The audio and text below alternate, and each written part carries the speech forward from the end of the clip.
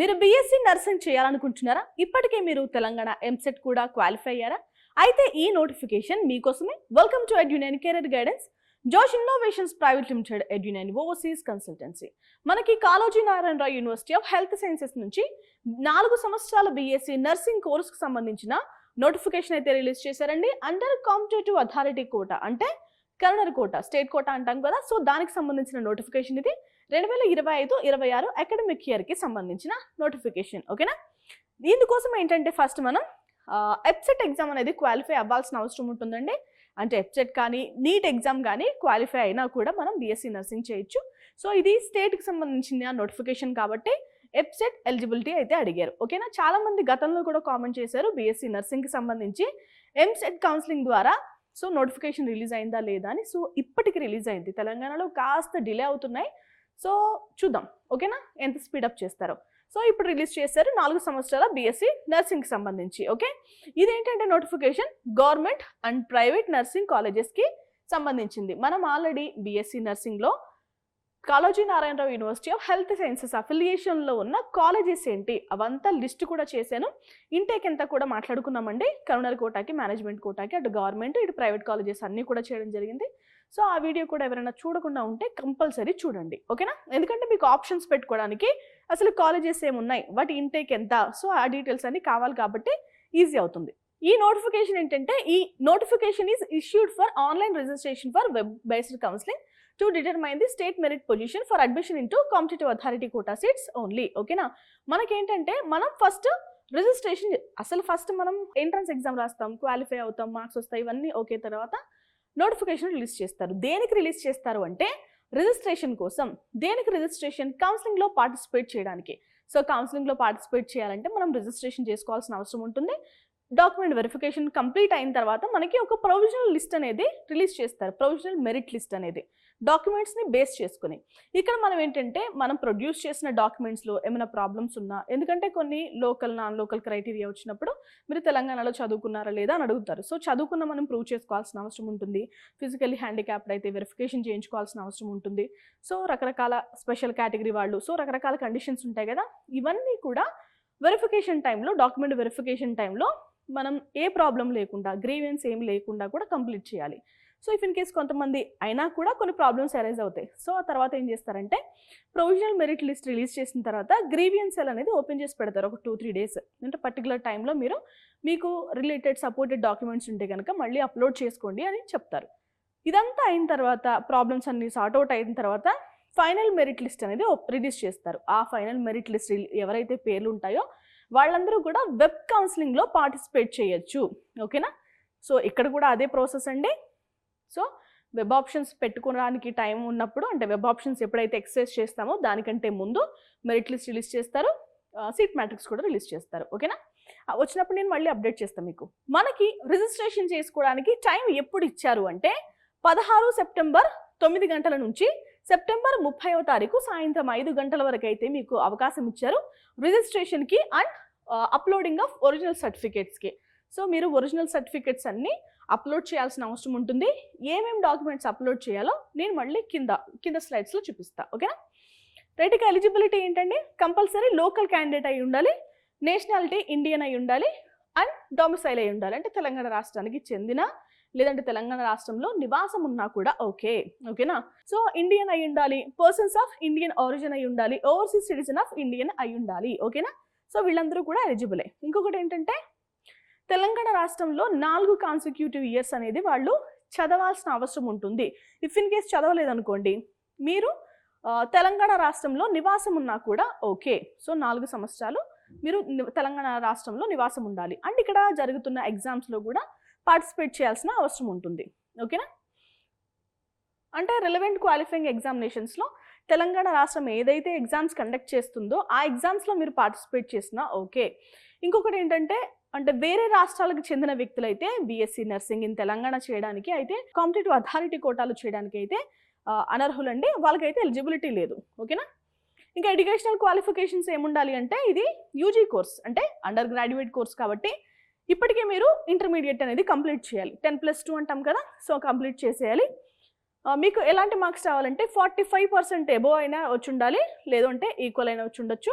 Physics, chemistry, biology and English సబ్జెక్ట్స్లో అయితే ఈ పర్సెంటేజ్ రావాలండి. ఓకేనా? సో ఈ 45% అనేది జనరల్ కేటగిరీ వాళ్ళకి. ఇంకా ఎస్సీ, ఎస్టీ, బీసీ వాళ్ళు ఎవరైనా ఉంటే వాళ్ళకి 40% మార్క్స్ అనేవి వచ్చినా సరిపోతాయి. అండ్ ఇంకొకటి ఏంటంటే మనకి ఇంటర్మీడియట్లో 10th క్లాస్లో చాలా రకాల బోర్డ్స్ ఉంటాయి, స్టేట్ బోర్డ్ అని, సెంట్రల్ అని. సో వీళ్ళు ఏమడుగుతున్నారంటే AISSCE బోర్డులో అయినా చేసి ఉండొచ్చు, CBSE, ICSE, SSCE, HSCE, NIOS, TOSS. So ఏ బోర్డులో చేసినా కూడా ఎలిజిబులే ఇంటర్ అనేది. ఓకే, ఇంకా ఇంటర్మీడియట్ చాలామంది వొకేషనల్ విత్ బ్రిడ్జ్ కోర్సెస్ చేస్తూ ఉంటారు కదా, బయాలజికల్ అలాగే ఫిజికల్ సైన్సెస్లో. సో వాళ్ళు కూడా ఎలిజిబులే. Okay right. ఇక BSc నర్సింగ్ చేయడానికి మినిమం ఏజ్ ఎలిజిబిలిటీ ఏంటంటే 17 సంవత్సరాలండి. December 31, 2025 నాటికి మీకు 17 సంవత్సరాలు అయితే నిండి ఉండాలి. అప్పర్ ఏజ్ లిమిట్ అయితే లేదు. ఇక ఖచ్చితంగా ఏంటంటే ఏదైనా రిజిస్ట్రేషన్ చేసుకుంటున్న టైంలో కంపల్సరీ మనం రెగ్యులేషన్స్ ఏమి ఇచ్చారు, ప్రాస్పెక్ట్స్ ఏంటి అనేది కంపల్సరీ చదువుకోవాల్సిన అవసరం ఉంటుంది. ఎందుకంటే ఏ పాయింట్ మిస్ అయినా ఫర్దర్గా మనం ఇబ్బంది పడకూడదు కాబట్టి సో ముందే చదువుకోవాల్సిన అవసరం ఉంటుంది. ఓకేనా? ఎవరైతే BSc నర్సింగ్ చేయాలనుకుంటున్నారో సో వాళ్ళు ఆన్లైన్లో వాళ్ళు రిజిస్ట్రేషన్ అడుగుతున్నారు కదా, కంపల్సరీ చేసుకోవాలి. సర్టిఫికేట్స్ కూడా అప్లోడ్ చేయాల్సిన అవసరం ఉంటుందండి. సర్టిఫికేట్ అప్లోడ్ చేసిన తర్వాత మెరిట్ పొజిషన్ అనేది వాళ్ళకి తెలుస్తుంది కాంపిటేటివ్ అథారిటీ కోటాలో. సో వాళ్ళు మనకి ప్రొవిజనల్ మెరిట్ లిస్ట్ రిలీజ్ చేస్తారు, తర్వాత ఫైనల్ మెరిట్ లిస్ట్ రిలీజ్ చేస్తారు, తర్వాత వెబ్ ఆప్షన్స్, కాలేజెస్ ఇది మనం చూస్తాం. సో ఏ డేట్స్ అంటే డేట్స్ మళ్ళీ రిపీట్ చేస్తున్నాను. September 16 మార్నింగ్ 9 గంటల నుంచి September 30 సాయంత్రం 5 గంటల వరకు అయితే మనకి రిజిస్ట్రేషన్ అనేది చేసుకోవచ్చు, డాక్యుమెంట్స్ అనేవి అప్లోడ్ చేయొచ్చు. ఓకే, మనకు రిజిస్ట్రేషన్ చేసుకోవడానికి ఫీజు ఏంటండి అంటే OCBC క్యాండిడేట్స్కి వచ్చేసి 2,500 రూపాయలు పే చేయాలి. SC ST విద్యార్థులు ఉంటే కనుక 2,000 రూపాయలు అనేది పే చేయాల్సిన అవసరం ఉంటుంది. ఓకేనా రైట్. ఇక మనం పే చేసిన డబ్బులు అనేవి ఎట్టి పరిస్థితుల్లో కూడా రిటర్న్ రావండి. సో మనం జాగ్రత్తగా ఇఫ్ ఇన్ కేస్ చేయాలి అనుకున్న ఉద్దేశం ఉంటేనే రిజిస్ట్రేషన్ చేసుకోండి. అండ్ ఇంకా ఫీజు స్ట్రక్చర్ కాలేజ్ మీద డిపెండ్ అవుతుంది. ఆ కాలేజ్ ఫీజు కూడా మనకి గవర్నమెంట్ ఆఫ్ తెలంగాణ వాళ్ళే ఫిక్స్ చేస్తారు. ఓకేనా? ఇంకా ఇంపార్టెంట్ రూల్స్ చూద్దామండి.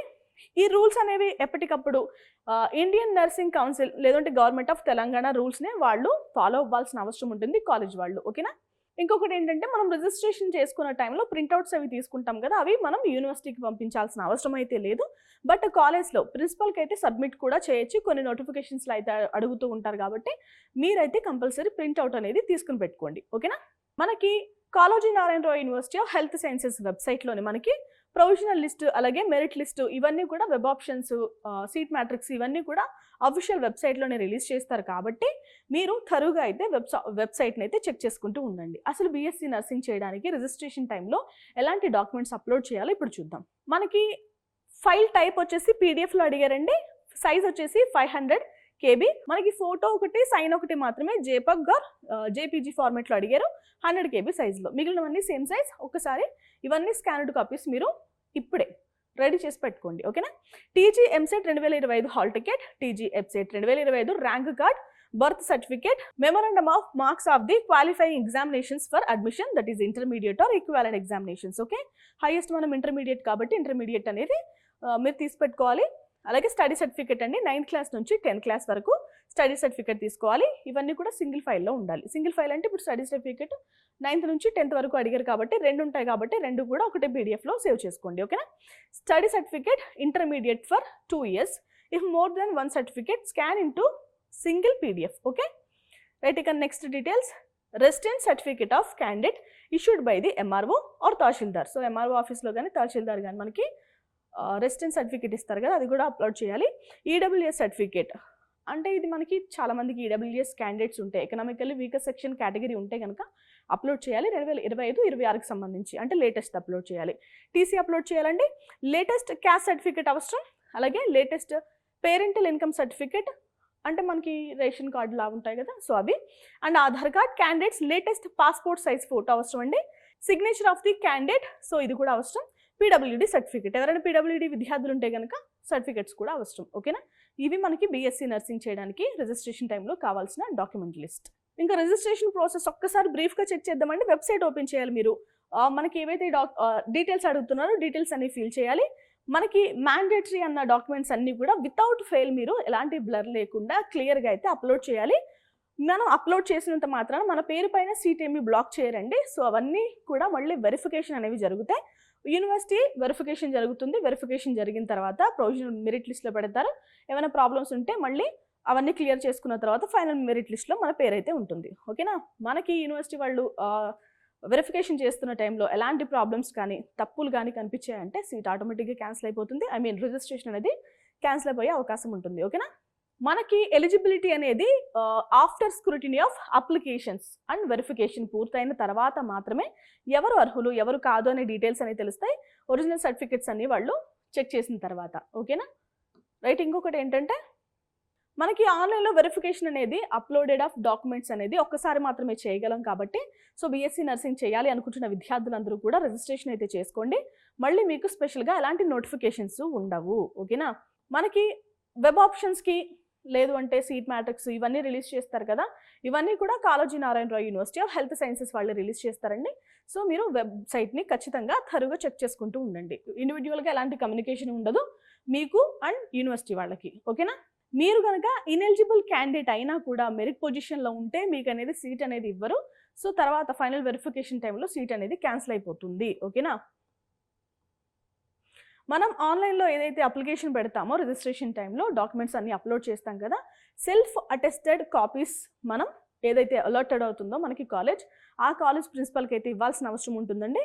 సో జాగ్రత్తగా మీరు ఇప్పుడే జిరాక్స్ కాపీలన్నీ తీసుకుని పెట్టుకోండి. ఓకేనా? ఏమైనా టెక్నికల్ ప్రాబ్లమ్స్ ఉంటే ఈ నెంబర్స్కి, వెబ్ ఆప్షన్స్ టైంలో ఏమైనా ప్రాబ్లమ్స్ ఉంటే ఈమెయిల్ ఐడికి చేయొచ్చు, క్లారిఫికేషన్స్ కోసం ఈ నెంబర్స్కి, ఓకే, అదర్ ఇష్యూల కోసం ఈ మెయిల్ ఐడికైనా మీరు కాంటాక్ట్ చేయొచ్చు. పేమెంట్ గురించి ఈ నెంబర్కైనా ఏమైనా ప్రాబ్లమ్స్ ఉంటే కనుక వాళ్ళనైతే అప్రోచ్ అవ్వచ్చు. అసలు బీఎస్సీ నర్సింగ్ సంబంధించి మీకు అడ్మిషన్స్ కావాలి అంటే కనుక ఖచ్చితంగా ఎడ్యునియన్ కెరీర్ గైడెన్స్ని అయితే సంప్రదించండి. Thanks for watching.